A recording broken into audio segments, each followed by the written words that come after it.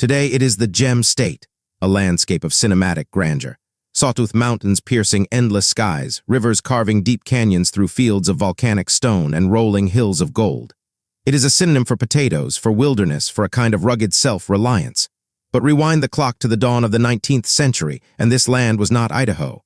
It was a vast, unmapped interior, a final, formidable barrier in the westward march of a nation. Its story in the 1800s is not one of gentle evolution, but of violent, seismic collision. It is a tale written in beaver pelts and mission bells, in gold dust and vigilante law, in the whisper of sagebrush and the thunder of hooves on the Oregon Trail. It is the story of how an unforgiving territory was carved, claimed, and convulsed into being. Our story begins not with settlers, but with echoes. For millennia, this land has been home. The Shoshone, Bannock, and Nez Perce peoples move with the seasons across its immense canvas. The Nez Perce, or Nimiapoo in their verdant river valleys, are master horsemen and breeders, their Appaloosas a celebrated wealth. The Shoshone range across the arid south, masters of the desert's bounty. Their world is defined not by lines on a map, but by sacred sites, migratory paths, and a deep, reciprocal relationship with the salmon that choke the rivers, the camas bulbs that blue the meadows, and the buffalo that darken the eastern plains. This equilibrium is ancient, powerful, and about to meet an unstoppable tide. The first ripple of that tide arrives not from the east, but from the north, seeking not land but fur. In the autumn of 1805, a ragged, starving group emerges from the Bitterroot Mountains onto the White Prairie. They are the Lewis and Clark Corps of Discovery. To the Nimiap who find them, they must seem spectral, near death. The Nez Perce save them, feed them, and care for their horses. In this moment of first contact, there is generosity, curiosity, and mutual awe. Lewis and Clark write of a stout, hardy, and light-complexioned people of much fairer character. They plant the idea of the United States in a land claimed by distant European powers. But they are just a passing tremor.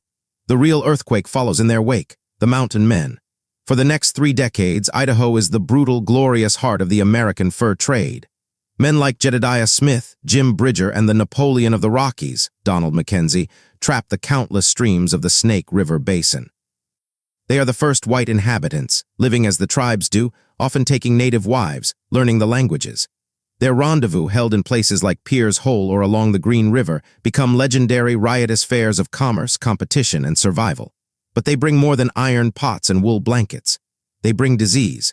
Smallpox sweeps ahead of them like a prairie fire, decimating villages, unraveling the social fabric of nations who have no immunity. And they bring a new, insatiable economy. The beaver, a sacred creature in some traditions, becomes a currency. The very ecology begins to shift. As the beaver trade wanes, a new wave arrives, this one seeking souls, not pelts. In 1836, a young Presbyterian missionary named Henry Spalding and his wife, Eliza, travel west with Marcus and Narcissa Whitman. The Whitmans head for Oregon's Cayuse country. The Spaldings settle among the Nez Perce at Lapwai near the Clearwater River. Eliza is the first white woman to cross the continent. They come with Bibles and plows. Their mission is to civilize and Christianize. Eliza teaches weaving and reading, using a printing press to produce the first books in the Nez Perce language, including a hymnal. Henry sets the people to farming. For a time, there is a tense synergy. Some Nez Perce, like a leader named Takansuates, later baptized Joseph, see value in literacy and new skills as a way to navigate the changing world. But the cultural chasm is vast. The concept of private land ownership, of sedentary farming, of a singular, jealous God, clashes fundamentally with a nomadic, communal, and animistic worldview. The mission is a foothold, but it is built on sand. The true deluge is coming, and it cares nothing for souls or sermons. That deluge is the Oregon Trail.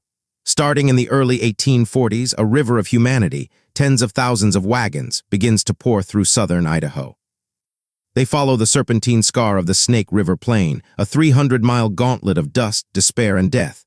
This is not settlement, it is a desperate transit.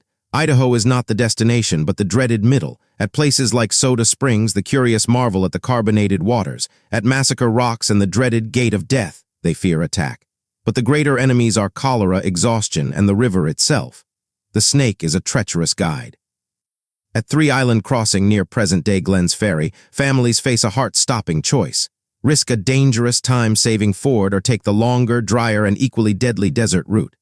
The land is littered with the discards of dreams. Broken wagons, dead oxen, and lonely graves marked only by a pile of stones. The tribes watch this endless procession with growing alarm.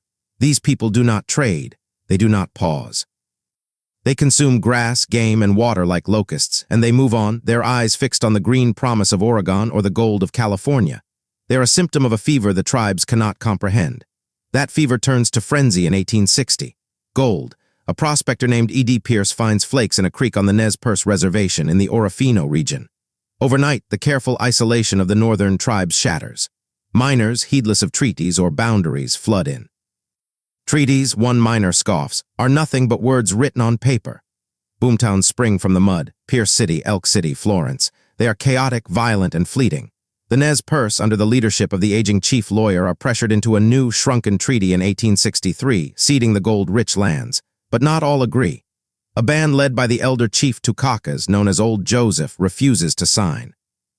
He buries his copy of the treaty and marks the boundary of his beloved Wallowa Valley in Oregon, declaring, "Inside this boundary, all our people were born. It circles the graves of our fathers, and we will never give up these graves to any man."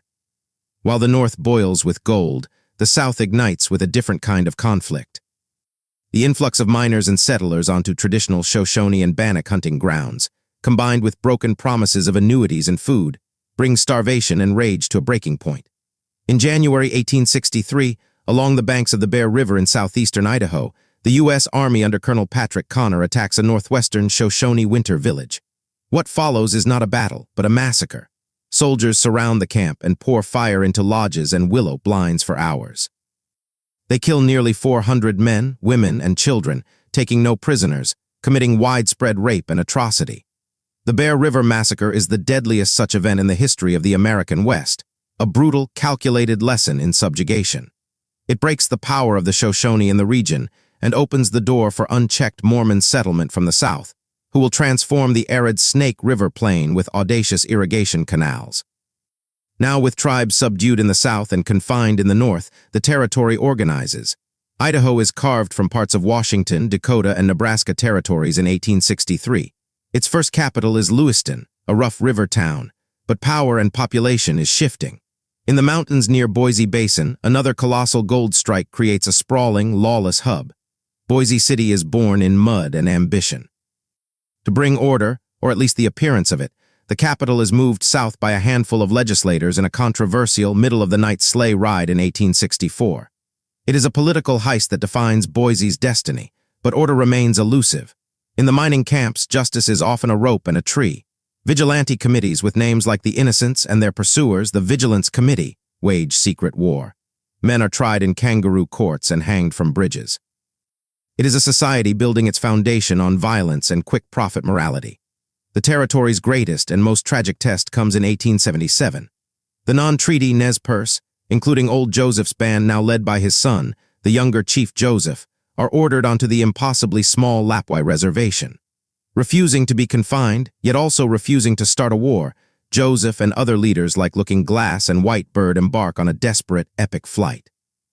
Seeking asylum in Canada, 750 men, women, and children, with 2,000 horses, outmaneuver and outfight the U.S. Army across 1,200 miles of some of Idaho's most brutal terrain. They win stunning victories at White Bird Canyon in Idaho and the Big Hole in Montana. Their courage and humanity, sparing settlers and treating captives with kindness, captivates a distant American public. But the end is inevitable. After a final 5-day siege and battle in the freezing Bear Paw Mountains of Montana, just 40 miles from the Canadian border, Joseph surrenders. His words etch themselves into history. "From where the sun now stands, I will fight no more forever." The Nez Perce War is the end of armed, large-scale tribal resistance in Idaho. The survivors are exiled to Oklahoma, their homeland opened for good. With the Indian question brutally settled, the next transformation is economic and environmental. Silver joins gold as a driving force. The discovery of the Comstock lode in Nevada sparks a rush into the Owyhee Mountains of southwestern Idaho, creating Silver City, a boomtown of brick and stone that becomes a rare island of sophistication in the wilderness. But the true revolution is not in the mountains, but on the plains.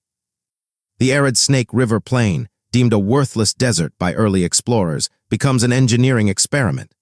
Mormon settlers, drawing on communal labor, begin constructing vast, gravity-fed canal systems, turning the Sagebrush Sea into fertile farmland. The Carey Act of 1894 and later the Newlands Reclamation Act of 1902 turbocharged this process, bringing federal money and ambition.